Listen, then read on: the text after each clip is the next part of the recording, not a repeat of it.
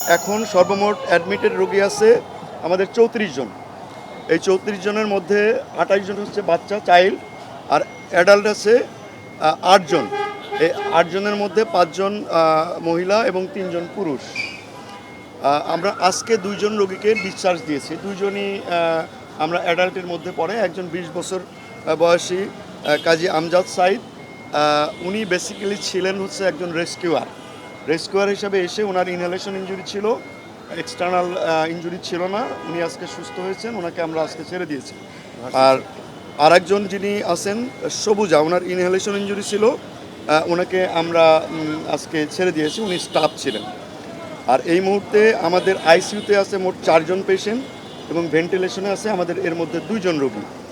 আর আমাদের মেল এইচডিউতে আছে 3 জন রোগী, ফিমেল এইচডিউতে আছে 6 জন রোগী, পোস্ট অপারেটিভ ওয়ার্ডে আছে 8 জন রোগী এবং কেবিনে আমাদের 12 জন রোগী। এর মধ্যে আমাদের ক্রিটিক্যাল কন্ডিশনে আছে আমাদের 4 জন রোগী, যেটা গতকালকেও ছিল, এবং সিভিয়ার কন্ডিশনে আছে আমাদের 9 জন রোগী। আর এর মধ্যে ইনহেলেশন ইনজুরি আছে আমাদের 7 জন রোগী। আর যে প্রশ্নটা আপনারা করছিলেন 30%-এর উপরে আমাদের বার্নের রোগীর সংখ্যা এই মুহূর্তে 6 জন।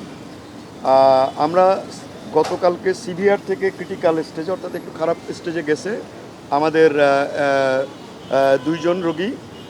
আর আমাদের নতুন করে আইসিইউতে তেমন কেউ আসেনি, যা ছিল তাই, এবং আমরা আইসিইউ থেকে কাউকে স্টেপ ডাউনও করাই নাই।